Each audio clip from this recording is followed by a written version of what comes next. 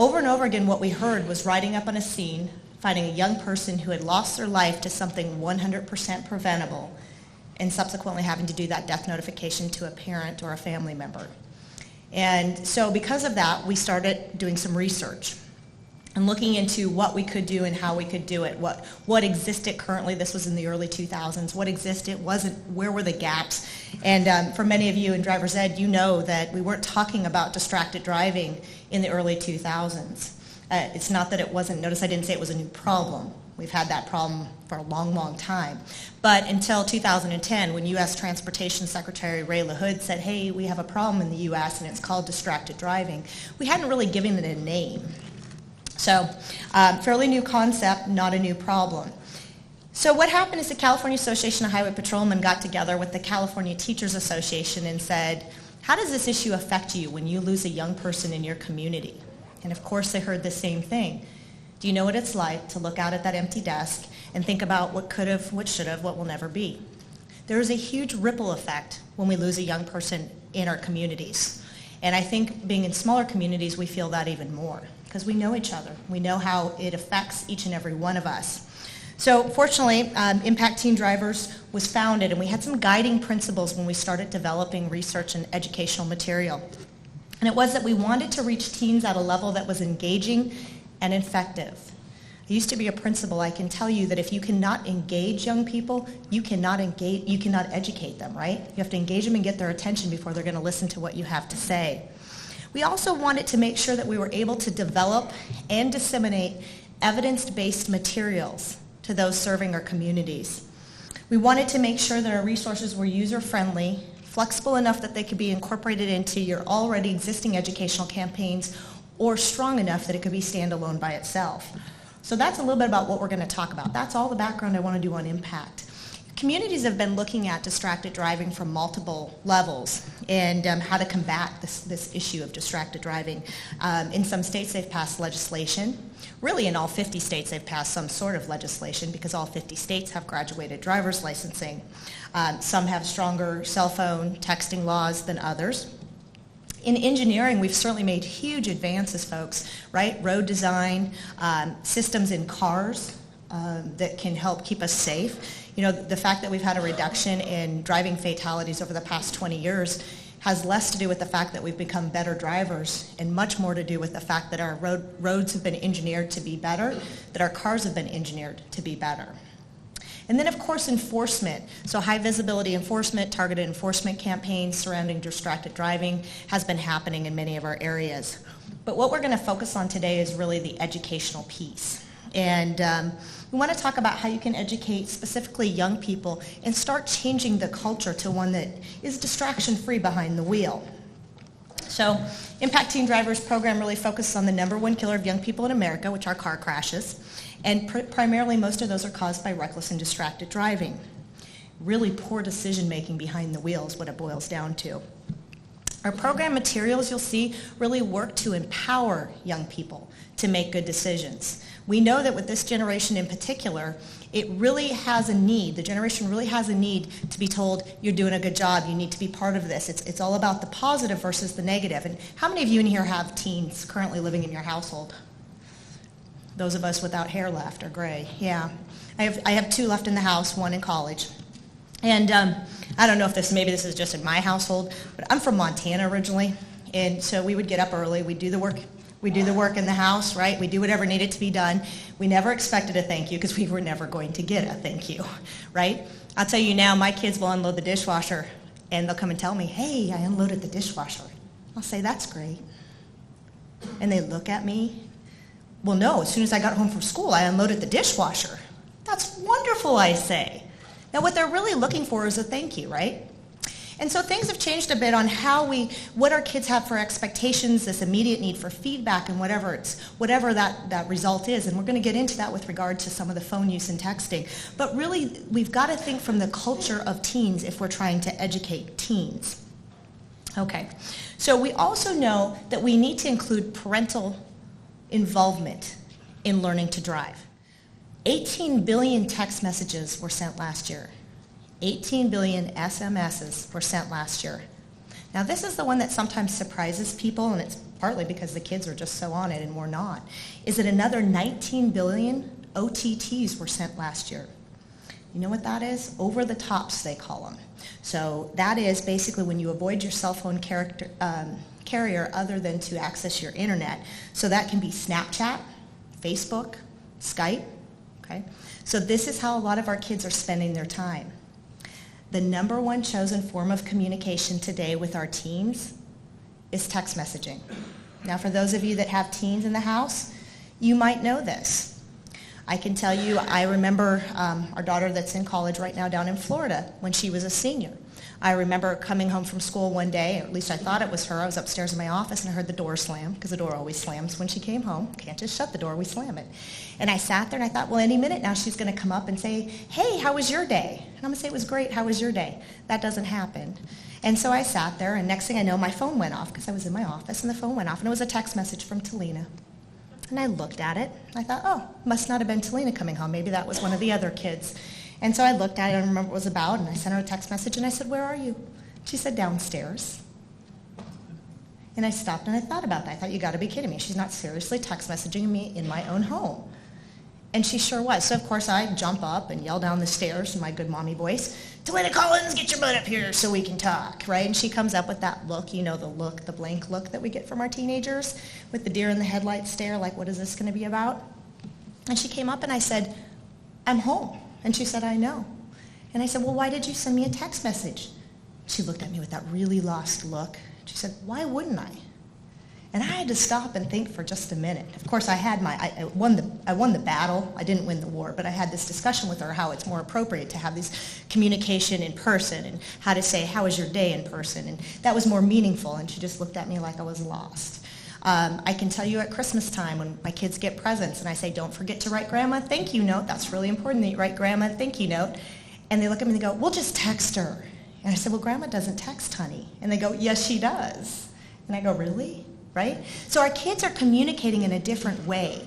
And we need to think about that when we're developing our materials to have this understanding. So 80% of teens own cell phones today. Over 50% of those are smartphones. Texting is part of their foundation for communication. In fact, teens are sending 5 times the number of text messages per day as adults. Now, if you just stop and think about all the text messages you sent yesterday, how many of those were related to business? Most of them? Half of them? And then think about the number you sent. About 31% of teens are sending 100 plus text messages every single day. Now, 100 plus text messages is a lot of messages, right? Another 15% of them are sending 200 plus text messages per day. Where are they doing that? Where are they at during the day? In school, right? So we've got some challenges here we need to think about. In comparison, about 5% of adults send 100 plus text messages a day, and about 8% send 200 or more text messages per day. So it's just something to think about when you're talking about culture. When we study cultures, we tend to look at, you remember, go back to your days of reading the National Geographic, right? And you'd look at the different populations that they'd be studying, and they would look at things like, what type of tools did they use? Think about teens for a second. Think about the tools they're using. It's their phone. I can remember when they finally invented the really long phone cords so that you could plug it into the wall and you could snake it through the house and sneak it in the room, and it took Mom a while to follow the phone cord to figure out that you were on the phone, and then she'd yell at you to get off. And then the best thing ever was when they got cordless phones. That was fabulous because she didn't know you were on the phone for quite a while then, right? Now we have these cell phone things that can go anywhere, right? So certainly this generation has grown up with technology in a whole different way than we ever did. And understanding that this is a chosen form of communication leads it to a much more challenging discussion about when you're using your phone behind the wheel as a driver. Okay? I want you to know the resources that you're going to see today, everything is evidence-based, right down to the color and the font on our posters. That means it goes through focus group testing with teams and others to make sure the materials that we're using are effective and engaging. I assure you I would not have picked fluorescent green as our educational kits, which you'll see a little later. Some of the hot pink colors, okay, like the flyer you have there. Yes. But this is what works for teens, and we want to engage them.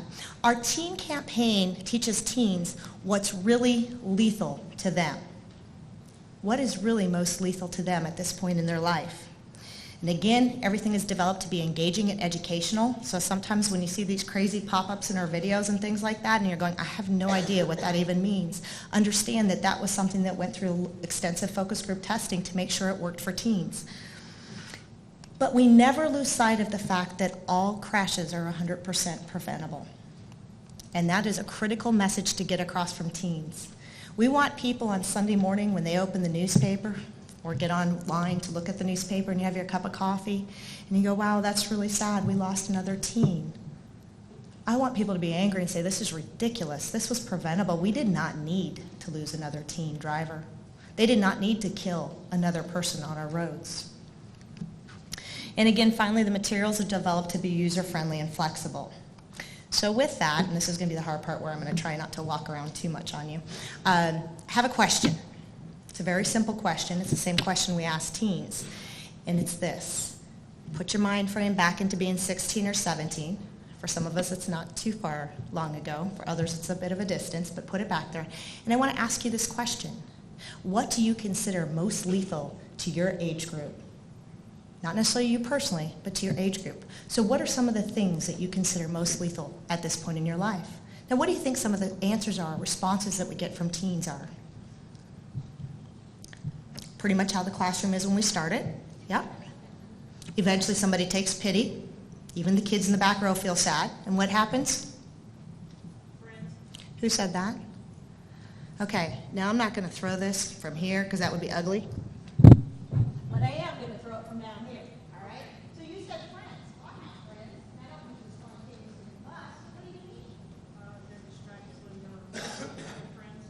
So my friends, they can distract you while I'm out there in the vehicle. Anyway, oh, look at this. It's just like a fire. Now I get it again. They're music. They're music. So what about it again? My dad always told me my music was down here. What do you mean by that? Well, because we're in there with them, and the whole controversy of having the radio on, and so I said to the kids, I said, okay, choose a radio station. And immediately this song came up, and they were like, oh, I love this. And you're going to drive down the road with that on. Very good. Yes. Nothing, we're indestructible. You are indestructible, huh? Okay. Girls kind of indestructible. Okay, so that's pretty much how this takes place in the classroom. Again, it takes a second to warm everybody up and for them to put their phone down. But guess what? As soon as I toss a few T-shirts, I get this. Where's Wayne Johnson? I saw you in here, Wayne. Yeah, don't sit there and hide, Wayne. I see you. So he will tell you that when he uses the T-shirts, they're very effective.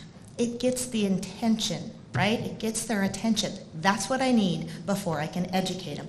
That's how we start every single one of our what do you consider lethal programs. Now, responses I tend to get would be things like this: suicide, cancer, drunk driving, drugs.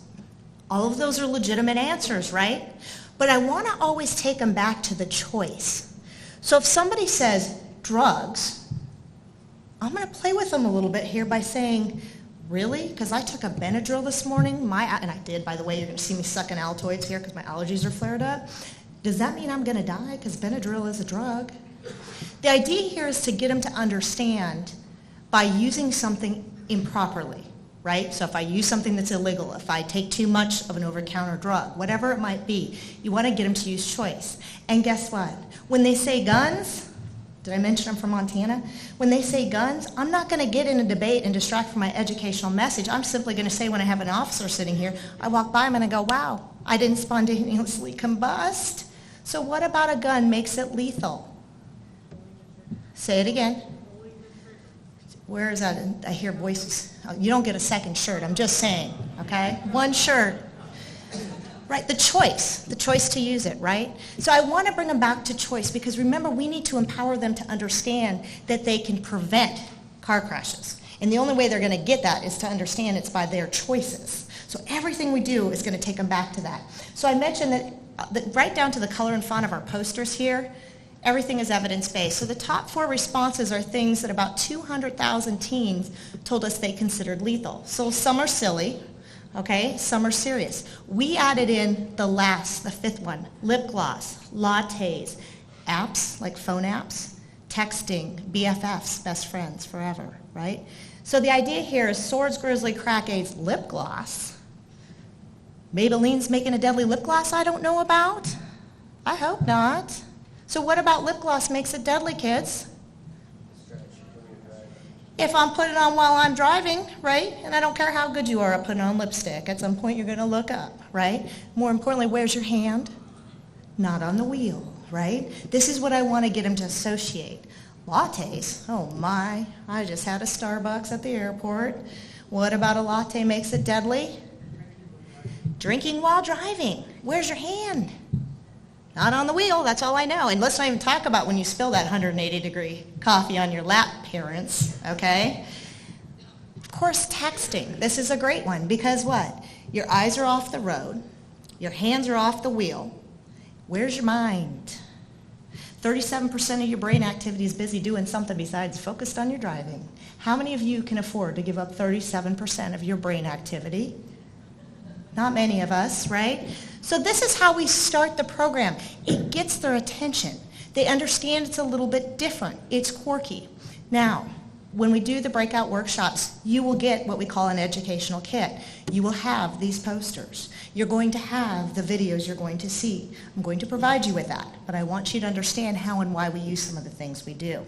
So what I'm going to do next is actually show you what we call step 2 in the 10-step program, because all good programs have 10 steps, including ours, okay? Step 2 is our classroom video. This is really at the core, the heart of the 10-step program. This is where we take it from where I have just brought an auditorium with 2,000 teens in it up like this because I was tossing t-shirts. Y'all can imagine that, can't you? And the principal's over there going, oh my God, right? And I need to bring them back down, start to bring the crowd down a little bit. And remember, when you're doing things like that, if you're ever doing them in gym, most of the time when you're in a gym, you're there for rallies, right? Games, excitement, not to take something serious. So always keep that in mind if you're planning for an event at your school. And if you can't avoid a gym, avoid a gym. I'm always a firm believer to avoid gyms. Keep it in the classroom if you can.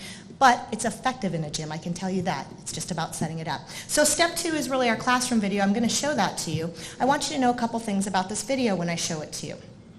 The first, that everybody in this video is a real person. What I mean by that is they're not paid actors and actresses. That in and of itself should terrify you when you meet some of these people, okay? At some point in this video, a young man is going to lose his life.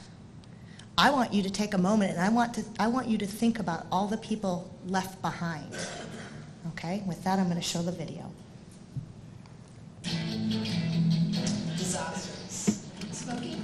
Cigarettes. Alcohol. Forest fires. Disease.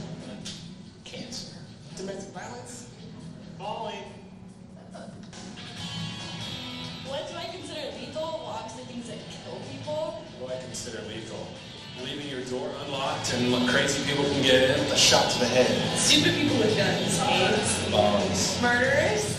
So what do you consider lethal? For most, it's a matter of perspective. It's either the dangers they sense immediately around them, or it's based on an experience they had. We asked random people what they thought was the #1 killer of teens in America. Here's what they said. #1 killer of teens in America would be... I would probably say drugs. Sex, drugs, and rock and roll. Drugs. I don't know, drugs. Probably something drug related. Yeah. Probably have something to do with guns. I would say acting stupid. Monster trucks. Drunk driving, I guess. Probably drunk driving. Drunk driving. Drunk driving. I would have to say cigarettes. Gang violence. Violence. I would have to say negative thinking. Animals. Smoking crack and getting pregnant. So some of you are watching this thinking, great, the same old crap we always hear about. Drunk driving, drugs, and the evils of pirated music. But the #1 killer of teens in America is something we've all participated in. Distracted and reckless driving. Seriously, we've all sent a text message while driving. Updated our Facebook, made a playlist, dug through a bag, tried to talk to friends, all while supposedly paying attention to the road. So for the next few minutes, we want to show you the lives that have been shattered by distracted and reckless driving, and the simple things that you can do to avoid becoming a statistic. A teenager is dead after an overnight accident, and police say speed was a factor. The cops estimated he was going about 100 miles an hour. She went head on into another car, and that gentleman was killed also. So basically, they were just being kids, driving a little bit fast, is all. Good intentions. A special vigil tonight to remember a standout athlete. My daughter has lost one of her very dearest friends, her big brother. There was an invitation of the Rufus to work. I visualized that for years afterwards. He clipped the sidewalk or the curb, went upside down. Experts say car accidents are the #1 killer of teens nationwide. I don't have my brother anymore. He's not here. He's not around. And I heard him say time of death. And I just freaked out. So what exactly is reckless and distracted driving? Let's put it this way. Anytime you have to take your eyes off the road for any reason, that's distracted driving. And reckless driving, that's speeding and driving like a total idiot. Now for the simple part. How do you keep from needlessly dying in a car crash? That's easy. First, you tell your friends that as much as you love them, to sit down and shut up when you're behind the wheel. If they continue to fool around in your car, tell them how great they would look with a feeding tube in their stomach. Second, you realize that you decrease the risk of crashing your sweet car by 2,000% when you don't text and drive. Third, you come to terms with the fact that you might have to wake up 2 minutes earlier just so you're not speeding and running stop signs and putting your life and the lives of others at risk, just so you're not late. Still not exactly sure what reckless and distracted driving is? Let's hear what our resident expert has to say. Hi everyone, it's Katie here to talk to you about your driving habit. So, here you are driving along with your groups. You got your window down, tunes blaring, giggling like toddlers in a candy shop. When you, the driver, decides to impress your friends with an outlandish display of horsepower. Really? Breaking the speed limit? Risking your life just for kicks and giggles? Come on, people. That's called reckless driving. How about this little scenario? You are a safe driver who never speeds or breaks the law. But as you are driving, you just have to send that important text message about the guy who lets the girl to school, or does he know, or does she know, or do you know, or whoopsie daisy, you just hit a telephone pole. Hello, folks! You're driving a 6,000-pound metal beast! Don't you think the latest awesome school gossip could wait? That's distracted driving. You drive like that in my hood, my mom will be all up in your girl. Faster than me to say, oh no, she made a girlfriend. I gotta run. Yeah, I think we all learned something today. Everyone gets distracted while driving. So what distracts you? If I'm reading directions as I'm driving, I get distracted. Putting on makeup. Just getting lost in thought and not paying attention to what I'm doing. Like eating. Eating, drinking, looking for stuff in my purse. Oh, the beautiful sunset, just staring over there while I'm driving, you know? Friends in the backseat. Other people in the car. Looking for something on the floor. I definitely talk on the phone while I drive, and I don't want to admit that I get distracted, but I do. Probably just music. Should like change my music on my iPod or texting. Texting, emailing. Texting, iPods, talking. Texting.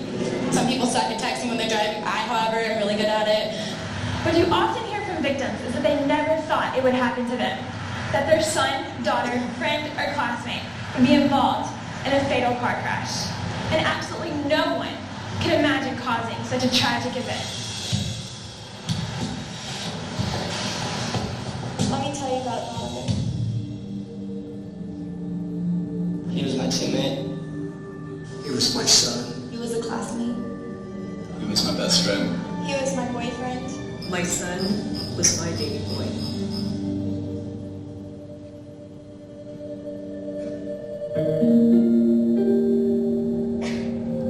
We were just kids, like, having fun.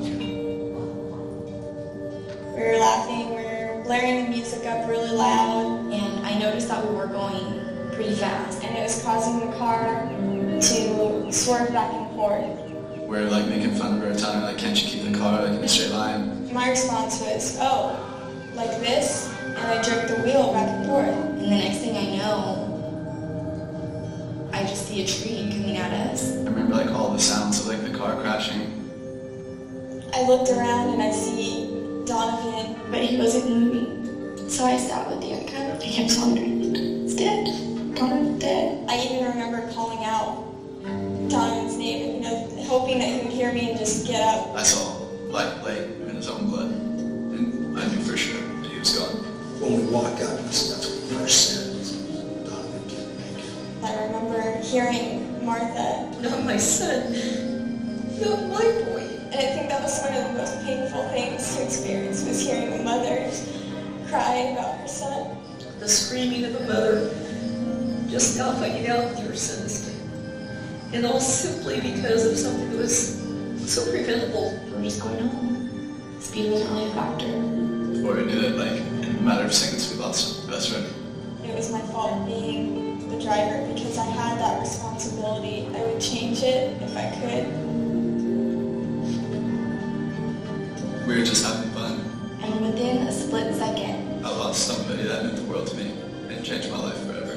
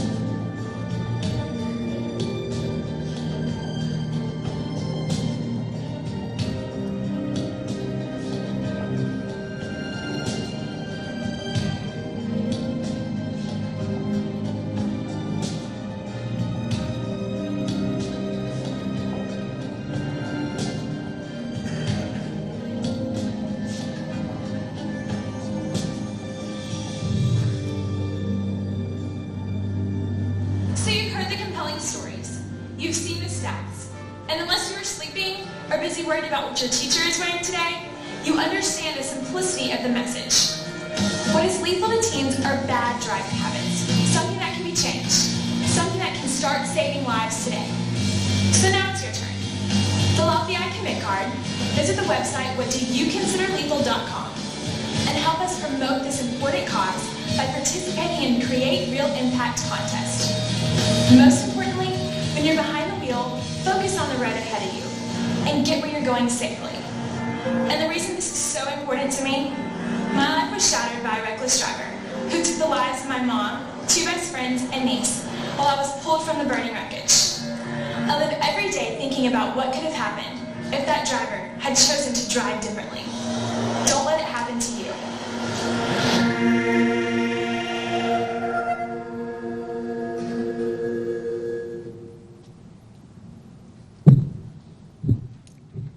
So why don't you just take a minute, if you have a pen and a piece of paper in front of you, or you can just think about it. I want you to take 25 seconds, and I want you to think about what traffic safety messages you heard in that video.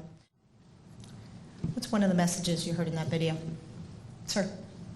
That one seemingly unimportant choice can make the difference in a lot of lives. One poor choice. You can make a lifetime of good decisions, but one poor choice behind the wheel can alter your life forever.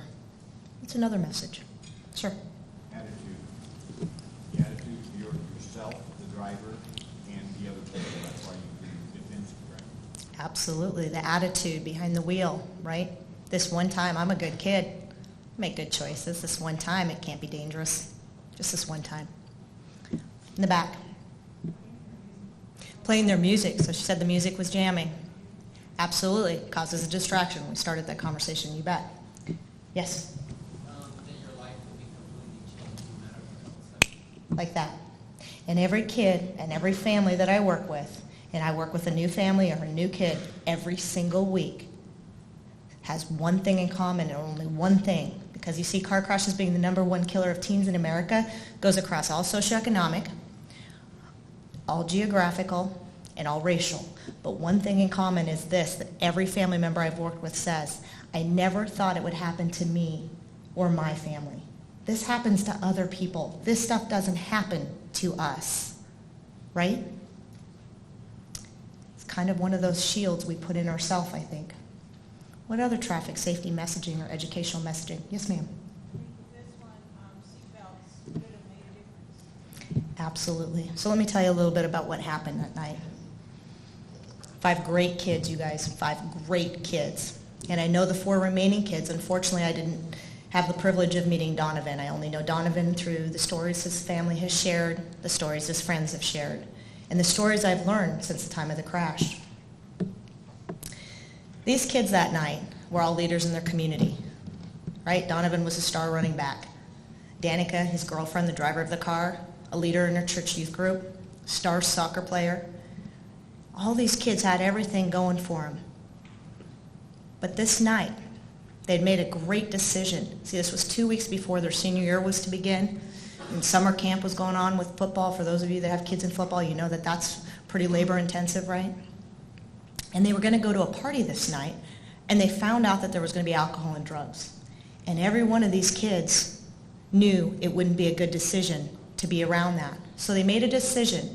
They'd go over to Donovan's. They'd stay over there because Donovan's house was kind of like, I'm sure many of you have those homes, kind of like the community house, very rural area. And everybody just kind of lands there Friday after school and you're kicking them out Sunday evening, right? So they said, we're just going to hang out and we'll go see a movie. It was the opening weekend of the first Transformers movie. And they did. And they got caught up playing a board game, having a good time, just being kids. They looked at the time, and the nearest theater is about 30 minutes away. And so they thought, man, we're going to be running late. So you know what? Let's see if we can go to the next movie. And they called all their parents, as we want our kids to do, and said, if I go to the later movie, it's going to push me just past my curfew. Is that okay? And every one of those parents said, well, of course. Why? Because they're good kids, right? As parents, these kids are going into their senior year. We want our kids to find some autonomy and independence, right? Good kids making good choices. And so they did exactly what they should have done. It was a really interesting household because what would happen is it was a 2-hug household. And what that meant was when you got there, you came and found Martha, and that's Donovan's mother, the young man that lost his life, and you gave her a hug. And before you left, you gave her a hug and said goodbye. So the kids all knew this rule, and if you didn't, you owed her tune the next time. They all know this rule. They get ready to go out that night to the movie. They jump in the car. Danica is driving because she's the only one that has passed the intermediate stage of licensure. So she's the only one legal to drive with the other 4 teens in the car. Donovan's 2 weeks shy of it. They start to pull out that half-circle driveway at Martha's house. She gets to the end of the driveway and she stops her car. And she gets out of her car and she runs back. This is Danica, the driver. Runs back and she gives Martha a hug. That's Donovan's mom. And she says, I love you, Martha. And Martha says, I love you too, honey. Little did Martha know, less than 3 hours later, she'd be getting a call that that young lady that just hugged her and said she loved her would have been responsible for taking the life of her son. They went to the theater that night. They had a great time. They started to leave the theater. Donovan realized he'd forgot something in the theater. They turned around.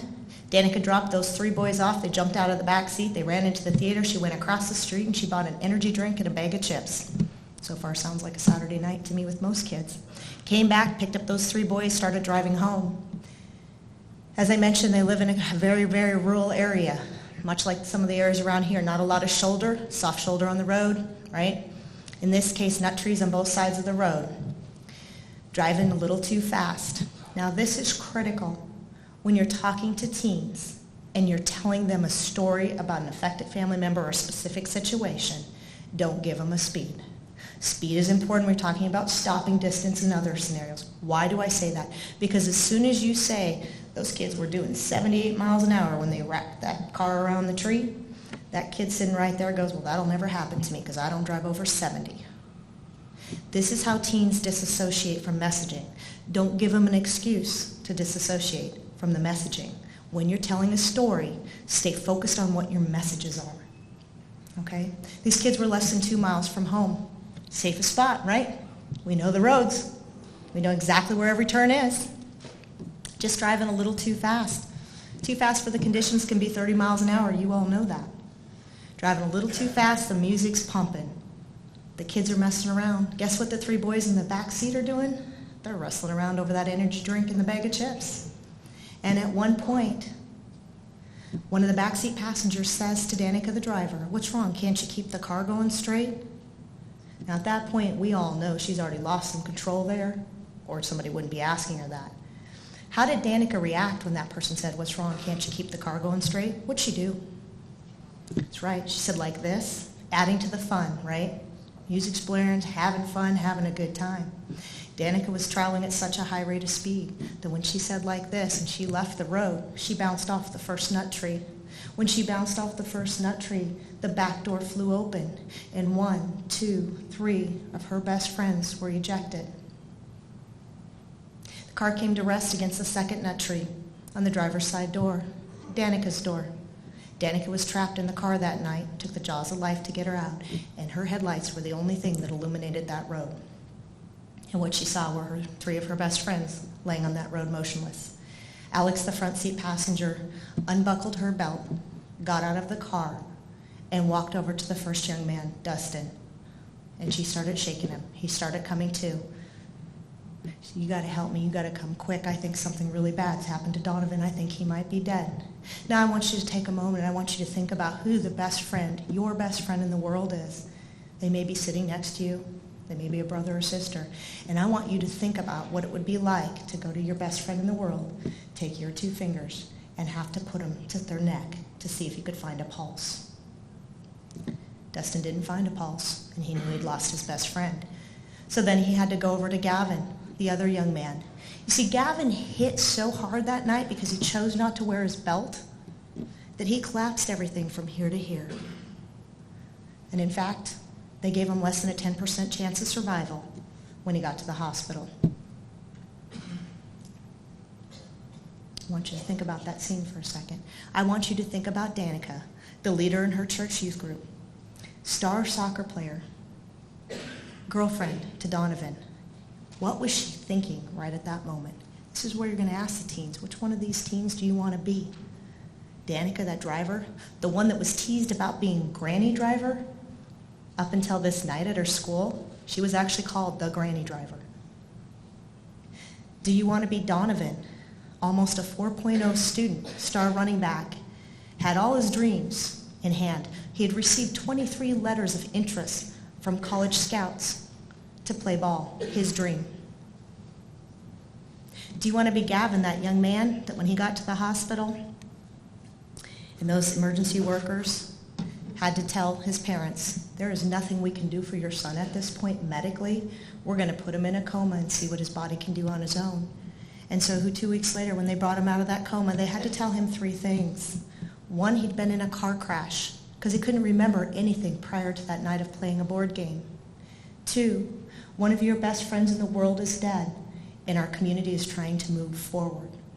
Notice I said move forward, not move on, because you never move on from losing a young person in your community. You can only choose to move forward. And 3, your dreams of playing soccer in college, we're not sure you're ever going to walk again. Okay? So which one of these kids do you want to be? And the answer is none of them, right? So this is at the core of how you're bringing the messaging back in. We started in that video with engaging, funny, weird, right? I call it quirky. And all of a sudden, you're into a very serious story. This story has seatbelt messaging in it. It has passengers as distractions. It has music as distractions. You've identified making one choice. You can make 999 right decisions. You make one poor choice behind the wheel, and it can cost you or somebody you care about their life.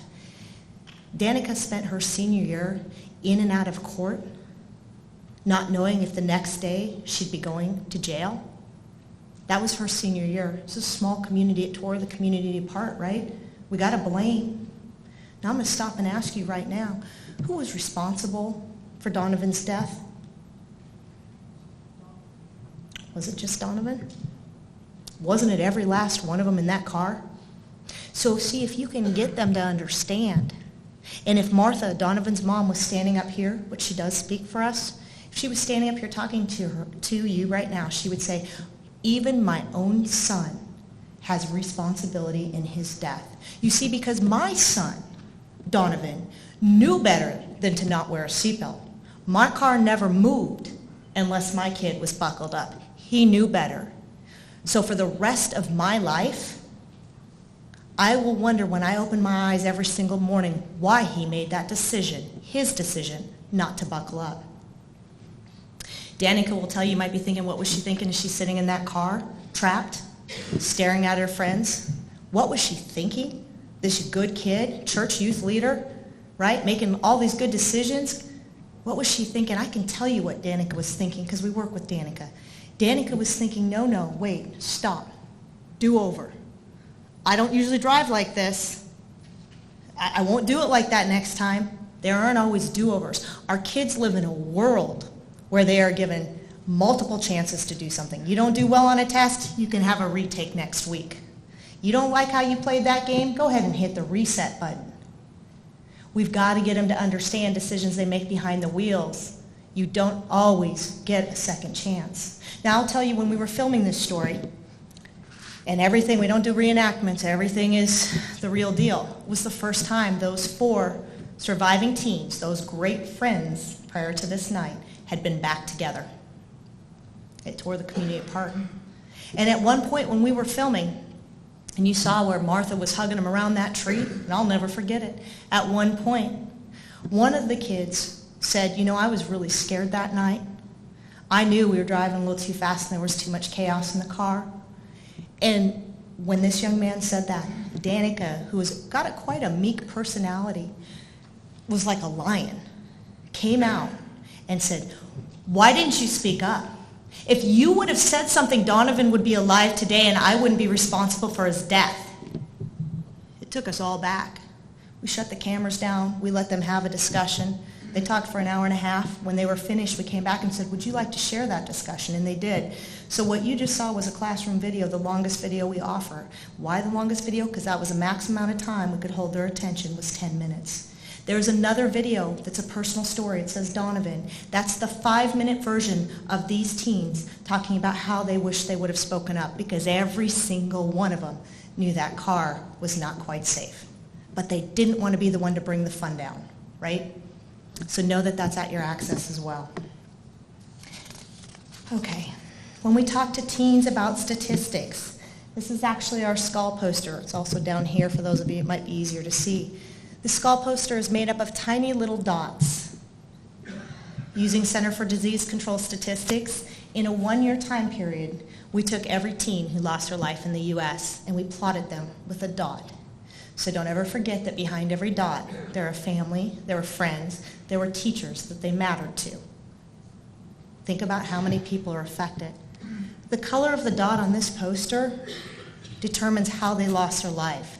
So the red dots are teens that lost their life to murder, yellow died by suicide, green cancer and other diseases, and what you see the most of are the white dots. Those are 100% preventable car crashes. You see, it doesn't matter to me that when I'm talking to a group of teens that they remember 3,829 teens lost their life last year in preventable car crashes. But I do care that they understand the number one killer at this point in their life are car crashes and that they're preventable. They don't have to happen. This is how we talk statistics. We also have this on some of our t-shirts where the skull is actually glow in the dark. I can tell you I've run into kids in downtown Washington, D.C. with our shirt on. And I've chased them down like a stalker, or creeper as they would say, and said, hey, where'd you get that shirt? That's pretty cool. And they say, oh, let me tell you about the shirt. These kids can tell you what that shirt means. And on the back, they all say distracted driving kills. Okay, so I want to point that out. Another way to talk about statistics. You notice when I came out here, I gave you both national stats, and then I brought it into something that kind of was personal, a school bus filled, a 737 filled, something that people will remember, okay? Because nobody remembers that other number. So it's unfortunate, and you know, if you lost 52 teens last year in Idaho, that's 52 families and communities that were torn apart, and that's sad, and that's tragic, and it's horrible. But 52 just doesn't sound that bad, does it? It's not a very big number when you think about all the numbers we throw out, billions and billions of dollars of debt, right? So we need to think about how to visualize this, how to give kids the perspective. So you can do many different things. You can have 11 kids stand up, right? And then have them sit down. That's how many kids we lost yesterday. So think about ways to incorporate something that kids will get in your classrooms. Another way to do it is our probability wheel, also known as the Wheel of Death. And the reason it has two different titles is because I call it the probability wheel. When I put it on our teen website the first time, and I called it the probability wheel, We were getting close to 15, 20,000 hits a month. Everywhere on our site, we had 8 hits on the probability wheel. So I went back to the schools and we did some focus group testing, and I said to the kids, why aren't you clicking on this? And they said, Kelly, it sounds like a math lesson. I said, oh, okay, well, what would you call it? And they said, how about the Wheel of Death? Language is important. So I changed it to Wheel of Death on our website. Guess what happened? I had 6,000 hits the very next month on the Wheel of Death. So language is important in how and why we talk to kids. If you're using dated videos, they see that. They look at what people wear, right?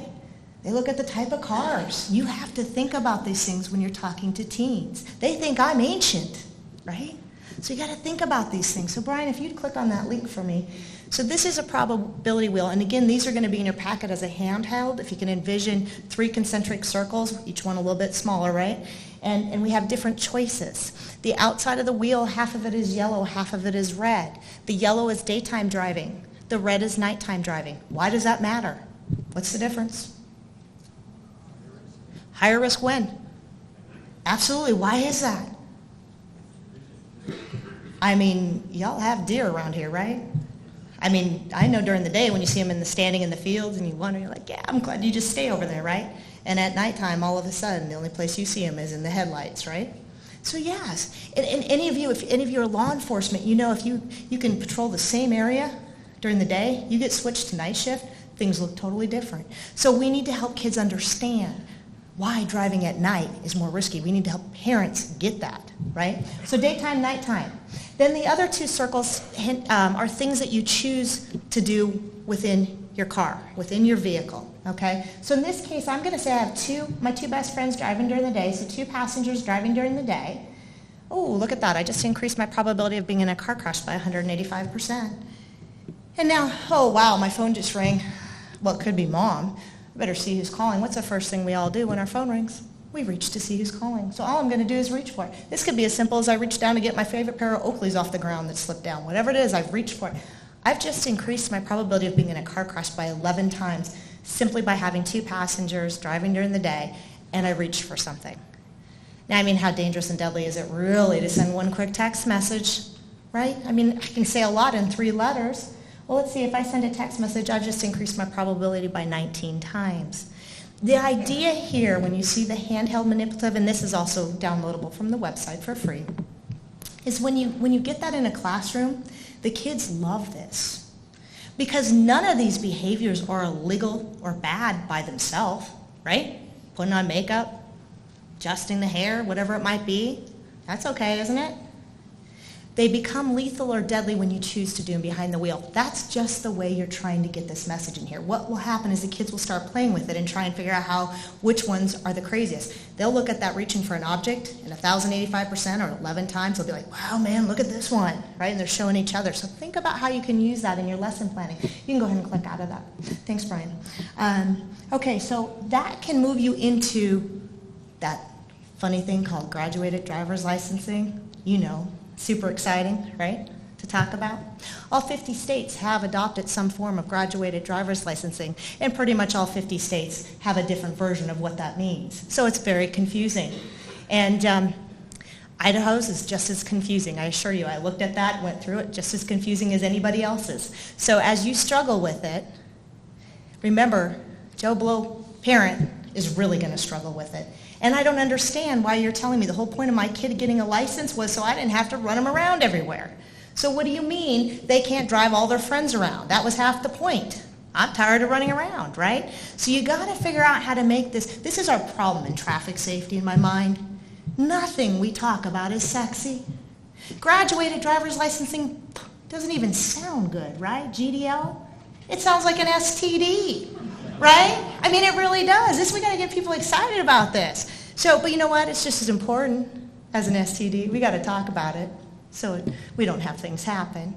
Okay, so it's basically there's this 3-stage process, right? Instructional permit, they call that first stage, and then your second stage is your intermediate, provisional, you call it graduated driver's licensing, and your final stage to licensure. So why do we have GDL? What is the purpose of GDL? What's the objective? To get experience, right, as you gradually introduce high-risk situations. Well, gee, that's a novel concept now, isn't it? Because clearly, I mean, I remember when I was learning to cook. Y'all remember that? The first time you learned to cook, right? And what happened? I mean, Rice Krispie treats were one of the first recipes I remember learning to do. And I remember that Mom would stand over there, and that was back in the day when you had a gas stove with a pilot light, not the cool ones you have now. You had to light it. She'd light that, and she'd start cooking, and she'd do the marshmallows and the butter, and I'd be standing over at the table, where then she would bring it over. She'd say, be careful, and she'd dump it in there, and my job was to stir it, right? And boy, that was a big job. I had it all over the place, right? And then as I got a little bit older, eventually Mom let me go over to the stove. And I would get to mix the butter, right, and all the other good stuff and melt it with the marshmallows. Next thing you know, I did it all by myself and I was lighting the pilot light. But when I was 3, she didn't turn me loose at the gas stove. She gradually taught me how to do something. You can use any analogy you want. Learning to water ski. Did you, or barefoot, let's go to barefoot. Did you just say, go for it, kids, and hit it, right? No, you start it with a wakeboard or one of those great little skis with the ropes between them, right? And eventually they skied onto, and you remember the first time they got up onto it, and they were like, yeah! And then the first time they dropped one, and the ski knocked them out, and they got 7 stitches. You know, those kind of things. Get them to associate. That's all graduated driver's licensing is a step-by-step process, right? So it's really, really important that we talk about GDL. Now, Audra, are you in here anywhere? No, good, okay. So I'm about to show you a video that literally I just downloaded yesterday, okay? I had my team put together one for Idaho specific. This means, and Audra knows this, she's supposed to go through it tonight. So when you see an error, don't panic. This is in draft format. But I want you to know that this is a resource that we're developing for you. It will be done final format next week, free and downloadable from our website. Okay? This is on the Idaho Graduated Driver's Licensing. You may use this anytime, anywhere. You may link it on your website. You may upload it to your website. This is a resource for you. So, kids getting a driver's license, huh? Yeah, clear the roads! Seriously though, it's scary stuff. Your new driver hurling down the freeway, to say nothing of the insurance hike. Ooh boy. But really, look at the statistics. Drivers between the ages of 15 and 19 are much more likely to experience a collision. You don't want that. I don't want that. Heck, the government doesn't want that. And that's why states nationwide have adopted graduated driver licensing regulations. I know, it sounds complicated, but don't worry. I'm here to help. Welcome to Graduated Driver Licensing Made Simple. Now, each state has its own set of specific rules and regulations. But today, we're taking a look at Idaho. Meet Daniel and his mom, Dawn.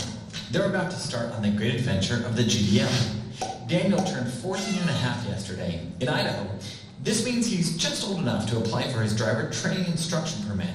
And since he's under 17, Daniel needs to attend a driver training before he gets his license.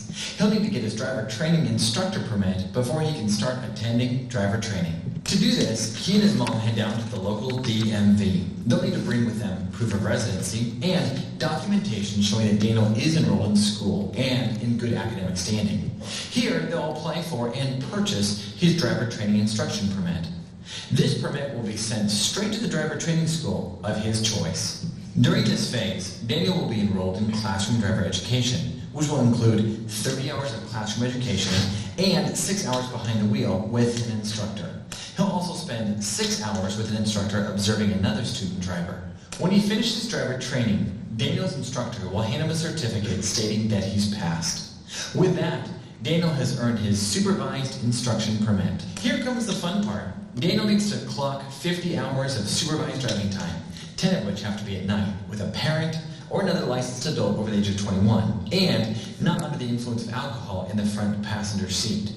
Dawn will need to sign off on paperwork stating that Daniel has been completing his practice hours. Daniel needs to spend at least 6 months with a supervised instruction permit, working on his driving abilities under his mom's watchful eye before moving on to the next step. He knows he needs to make sure to learn and abide by all the rules of the road, because any ticket received during the supervised 6 months will require him to start the 6 months over again.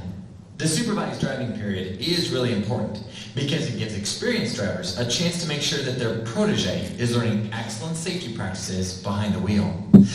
Dawn can use used the Idaho Parent Supervised Driving Guide to help her teach Daniel.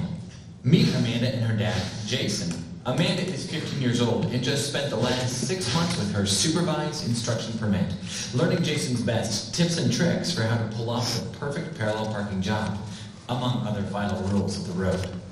At the end of the 6-month training period, Amanda visits the Idaho Transportation Department website at itd.idaho.gov to schedule a road test with a road skills tester.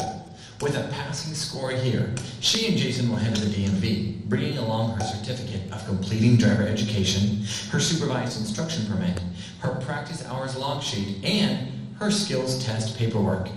Amanda can now take the written driving test and the vision test. With a passing score, Amanda will receive her graduated driver license. Now she can finally strike out on her own in that brand new Mercedes, or, whatever. She may be allowed to drive solo now, but there are still safety restrictions on her intermediate license. Since she's under 16, she may only drive between a half hour before sunrise to a half hour after sunset, unless accompanied by a licensed driver aged 21 or older. Until she turns 17, she may have no more than one passenger under the age of 18, unless the passengers are related to her. These restrictions are in place to minimize risk and distractions and maximize the experience the new driver gets. Amanda knows it's important to stay alert and aware while she's driving because the law has specific provisions for intermediate drivers. Repeated accidents or injuries caused by drivers with graduated driver licenses carry fines and can even result in license suspension or having to go back to a previous license phase. After Amanda turns 17, the state's safety restrictions will be lifted. Congratulations! At this point, Amanda is a fully licensed, unrestricted, ready-to-go driving machine. Hopefully this handy guide has helped you make sense of the ins and outs of graduated driver licensing. For more information and specific rules for your own state, check out impactteendrivers.org. Happy driving. So it's a tool. That's all it's meant to do, is be a tool for you. We'll fix any of the little nuances that are not correct, and I don't know how many there are, and you're welcome to write them down and leave them for me. Anything that you catch, I'm guessing that Audra will catch all those as well. But that's my gift to you for what you do. I appreciate what you do. Impact Teen Drivers is dedicated to making sure we provide you with evidence-based resources that will work. This is something you can use at your parent programs however you see fit. You can put it on your websites, however you want to do it. Fatality rates. Why does graduated driver's licensing actually exist, right? Because we know that by having increased passengers, you have increased distractions, your probability of being in a car crash increases. So a AAA study, one of the most recent, 2012, was done very well, shows that having a teen passenger in your car without another adult present increases your risk of being in a car crash by 50%. Having 2 passengers in your car, teen passengers without an adult, doubles that risk of fatality, doubles the risk of fatality. And having 3 or more passengers quadruples the risk. So the data is there, and it's pretty clear what it shows. So there's a reason for doing the things we're doing with graduated driver's licensing. Same thing with nighttime. It was set up here. Simply by driving at night, the risk increases. Your field of vision narrows. You're not going to see things as well as you do, and your reaction time is slower. So understanding that that's why GDL exists sometimes helps you communicate it. We did a study, the American Medical Association Journal came out with something in 2012 that showed all 50 states and their graduated driver's licensing laws and how states that had strong GDLs were increasing the fatality rate for 18 and 19-year-olds. So those of us in the driver's education kind of understood why, because a lot of kids are now starting to wait to get their license till later, but the research wasn't there. So we actually did a 10% sample of 1.1 million drivers in my home state of California. We've since duplicated this in multiple states, and we've looked at it. Were teens waiting? The answer is yes. More and more teens are waiting. Where we used to see that large spike at 16, we're still seeing a spike, but at 17 it's much, much lower, and at 18 there's a much larger spike than there's ever been previously. Okay, so a lot of kids are waiting to get their license. I would imagine in Idaho, if we duplicated this study, we would see the same pattern but at a much lower rate, because I think, again, there's probably more of a need for kids to get their license at a younger age than there is in some of our other more populated states where you might have public transportation and some of the other sources at your fingertips. But so anyway, part of this, we wanted to look at how do those teens that went through the graduated driver's licensing system compared to those that did not. I want to just show you this one chart. And basically what this chart is showing is we followed the bottom axes there. We followed them for 3 years or 36 months. Up the left-hand side, that's crash rates per 10,000 drivers. Bottom line, that blue color up top, those are teens that avoided GDL altogether and just went in at 18 and poof, got their license without any training. The middle line, they went through some portion of the graduated driver's licensing laws, but they didn't go through the full GDL process. And the bottom line, those with the decreased crash rates, those were teens that went through the full 3-stage process system of graduated driver's license. Very simple. Those that go through GDL, it is working, and they do have a decreased crash rate. It's estimated nationally, depending on your state, 40 to 60% of lives would be saved if we strengthened our graduated driver's licensing for teen drivers. Okay, we're a bit behind, so I'm going to move a little bit faster here. I want to introduce you to Sydney. Okay, this is Sydney, and this is her family. They live in a rural part of Ohio. Had the privilege of meeting Sydney, well, not Sydney, her family, and working with them to film this story. It's actually the first time I'm showing it publicly to a group of adults. I've worked with teens on focus group testing it. I want to show you this. It has 2 very, very important messages in it. One, choosing not to wear your seatbelt can cost you your life. Choosing to text can make you crash your car. So with that, Brian, if you click on Sydney's picture, please. I remember people texting me and saying, like, do you hear what happened to Sydney? Is it true? I check Facebook and all of a sudden there's all these, like, I love you, Sydney, RIPs, and I'm like, what? So I tried calling her. She didn't answer. I tried calling her mom. Her mom didn't answer. And then finally I drove her to her house and she wasn't there. It was horrible. She was the most amazing person that I've ever met. She's never like that person to like put people in a bad mood. She was always trying to put people in a good mood. She was one of the best people I know. Her heart was so big. I've never met anybody with a heart as big as hers.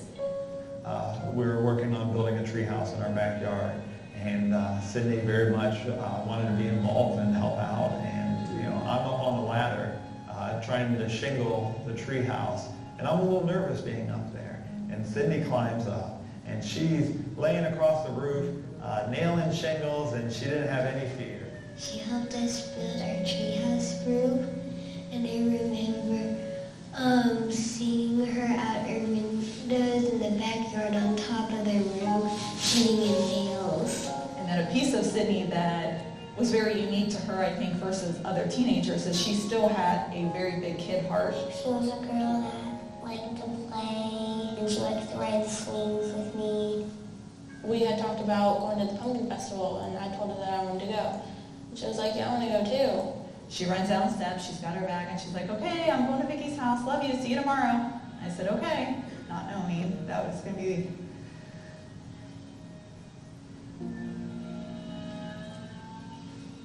The last time she ever spoke to me. That night they were heading back from Pumpkin Farm, and they were heading down the highway, and Joe, the passenger, was looking at his cell phone, and he felt the car jerk. It hit on the other side of the grassy median and flipped the car over. I was very close to hitting the car myself, so I kind of closed my eyes, I think, and slammed on my brakes, and that's whenever I got out of the car and saw Joseph jump right out. And I realized that he was searching for Sydney, so that's when I started helping him look for her, and I saw Sydney in the ditch. At that point, still didn't really have a full grasp of what happened. I just knew that it was a vehicle that crossed the median rolled over and somebody had been ejected, which me immediately being able to say is that the seatbelt wasn't more in the case. I started calling hospital after hospital until finally they answered and told me that she was there. We were using medications for her blood pressure to keep her heart beating. We were using the ventilator to keep her breathing. We finally made it to the emergency room, and when the highway patrol people showed up and he said she was ejected from the vehicle, she wasn't wearing her seatbelt. I thought, why? Why did she have it on? And then the ER doctor comes in and he's like, she's very, very sick. She hit her head, and we're gonna try to take the swelling down, but where she was hit, it's very unlikely that we're gonna be able to do anything for her. And then her mom answered the phone at the hospital and told me to come up because she wasn't gonna make it and to come say goodbye.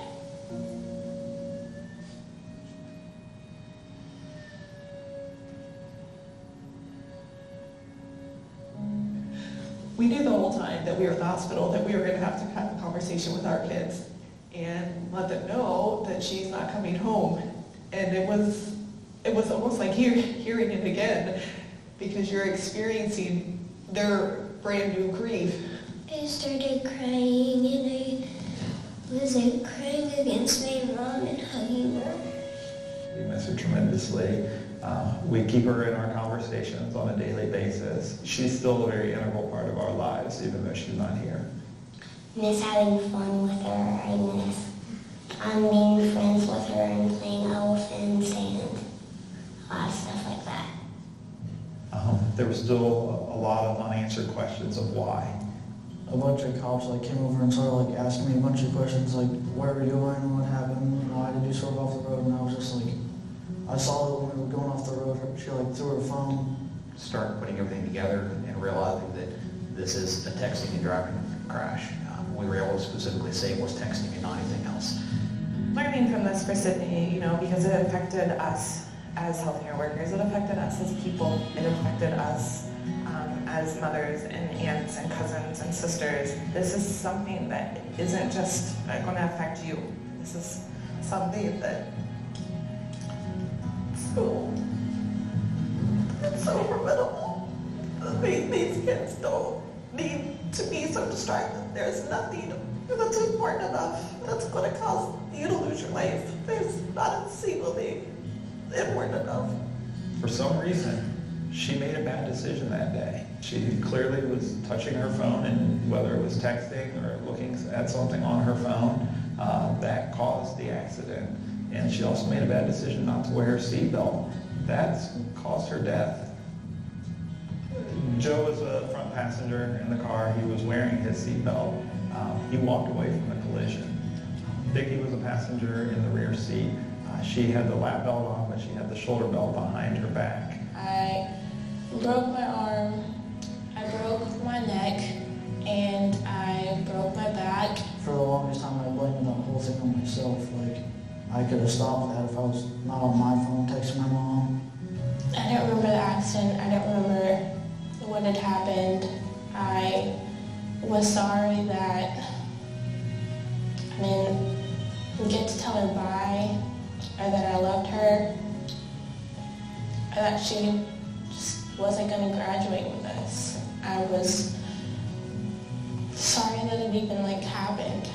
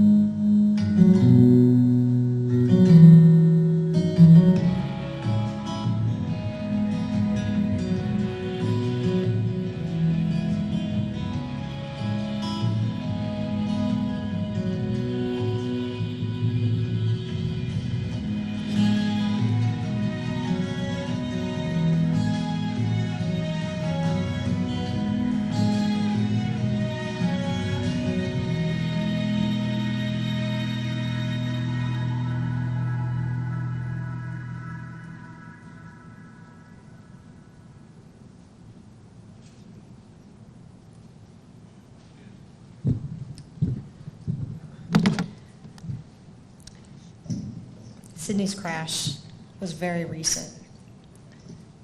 I hope that each of you sitting there can think about the messages that were involved in that. Front seat passenger texting his mom.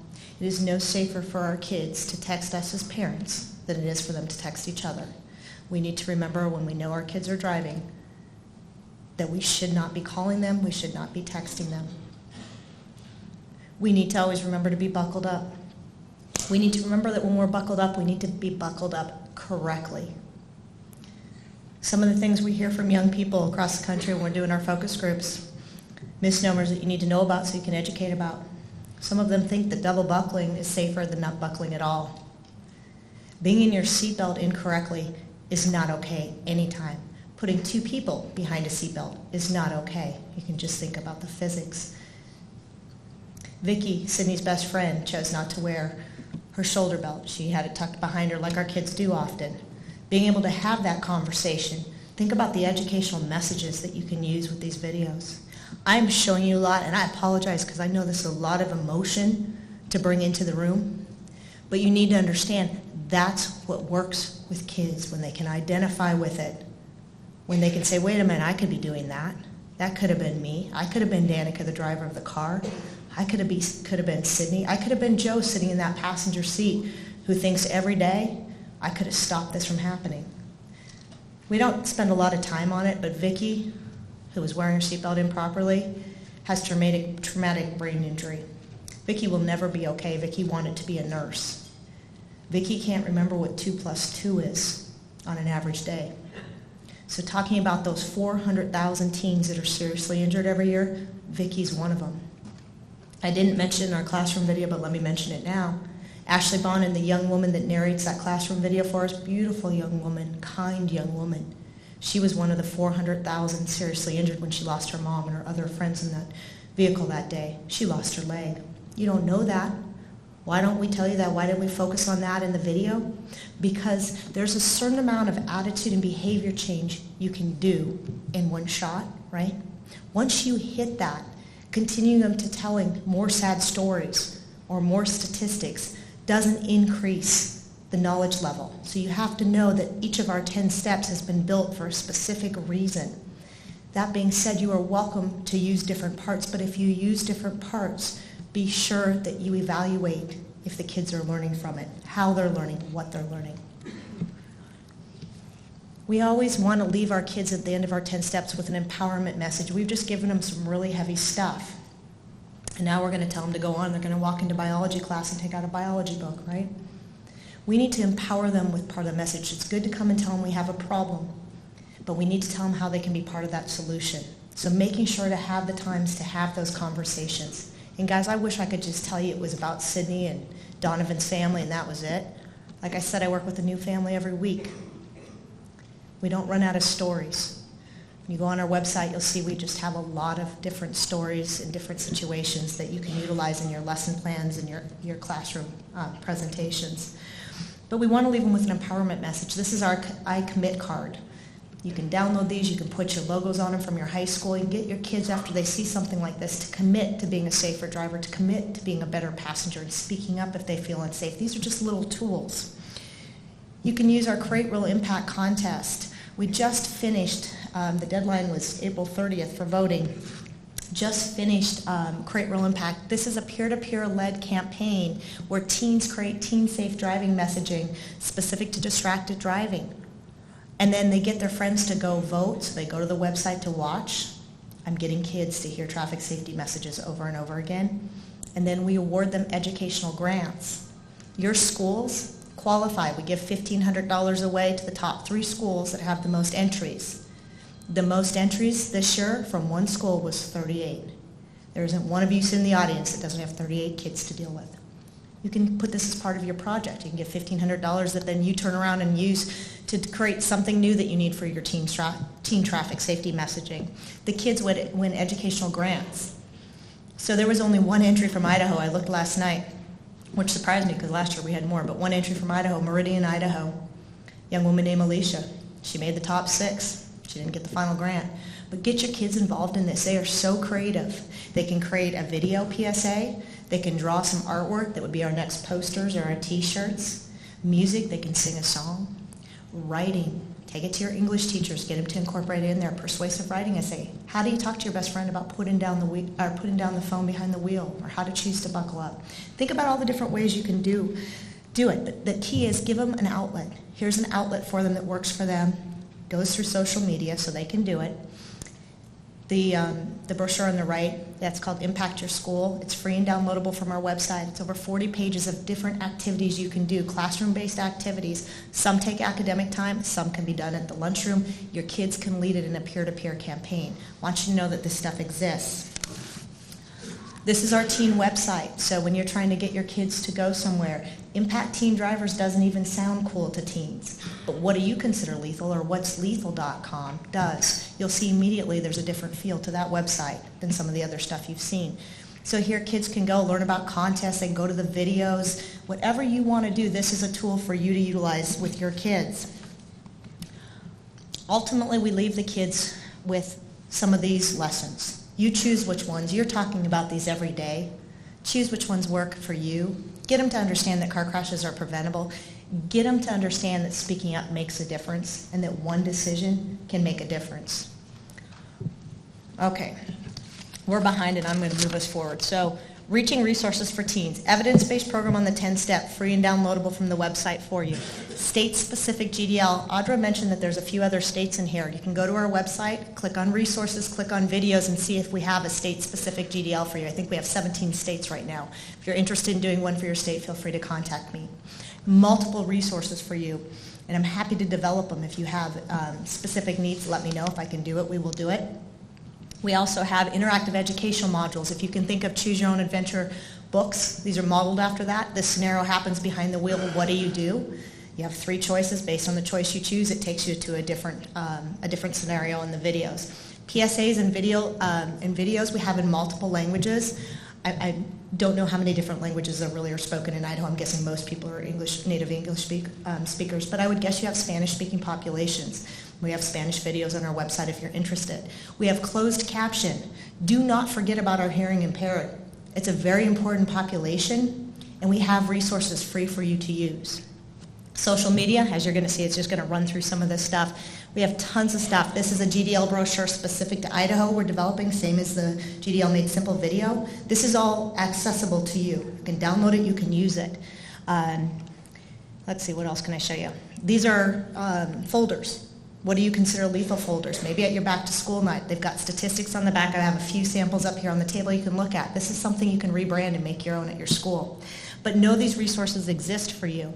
There are many ways to focus on educating teens. You all do every day direct outreach with teens, and that's perfect, and we need that. Think about some of the other ways you can do it. So peer-to-peer led campaigns. How do you get student leaders involved in promoting the message to buckle up, to put the phone down, to stay focused on the driving, to understand the distractions? Parent-teen workshops are a critical #1 influencer of teens. You all know it's a challenge to get parents in the evenings to attend events. We're going to talk about in our breakout workshops a little bit about how you might be able to do that. Social norming media campaigns. I bet many of you know your local radio DJs. I bet many of you know your local TV stations. They can use any of our materials for educational purposes for free. So if there's something you like and you want them to run it, maybe it's for May right now is Global Youth Traffic Safety Month. Maybe it's for next October's National Teen Driver Safety Week. You ask them, talk to them about running these PSAs on the radio or on video. And then, of course, Train the Trainers workshops like this. You guys can go back to your community, work with your first responders, your health professionals, bring them together and get a uniform messaging on what you're going to talk about in your communities. Because we all know you need to hear the same message over and over again before you really get it. So finally, we're getting to the end, I promise. Connecting at a multifaceted level is critical. So what do I mean? Talking to the young kids, talking to the middle schoolers, talking to the high schools, and talking to parents, okay? Most of you probably remember back when nobody wore their seatbelt, okay? I'm from Montana. I remember when a Montana Highway Patrol officer came into my first grade classroom with his big old hat into Miss Clapper's classroom to tell me about the importance of wearing seatbelts. And I remember thinking, wow, this is amazing. Something that can keep us safe. And oh, that's what those things are that we tuck behind our bench seat of the Plymouth Fury. Now I know what those were. I didn't know what those were. You're supposed to actually wear those. right? And so when I came home from school that day, my parents said, hey, Kelly, how was your day? What'd you learn today? This is why your kids don't tell you what happens in school. I looked at him, I said, Mom, Dad, I learned about this new invention called the seatbelt. And did you know if we wore it, it could keep us safe? It could save our lives. And my dad looked at me. By the way, he lives in Idaho now. He looked at me and he said, Kelly, I don't want to ever hear you talk like that again. No idea what I'd done wrong, but I knew I'd done something wrong. He said, that's the government trying to control you. And in this household, we won't let the government try and control us. It is our personal choice, right? Now I'll tell you, my dad has not changed that much, unfortunately. I tell you, his grandkids don't ride in a car with him. Sad as that sounds, it's true. My kids know they're not to get in a car if people choose not to buckle up. My kids know that. And they know why. They know that that body that flies can kill them, and does. So changing the culture starts with that young age. Start having those conversations, right? So think about how you can use your high school students to do that. Connect viscerally. Remember, it's about empowering them to make good decisions, whatever that means. Make good decisions behind the wheel. Get our parents to role model better behaviors. GDL is effective to those that are required to follow it and to those that choose to follow it. We know that enforcement works. I can tell you when I came to Idaho a year ago for a family wedding. My dad lives in Moscow. I probably shouldn't tell you that, but he lives up in Moscow. And I was following my father in his truck with the kids, and I saw something really interesting. When my father crossed the line from Idaho to Washington, I saw my dad reach back and grab his belt and buckle it. Now, why do you think that is?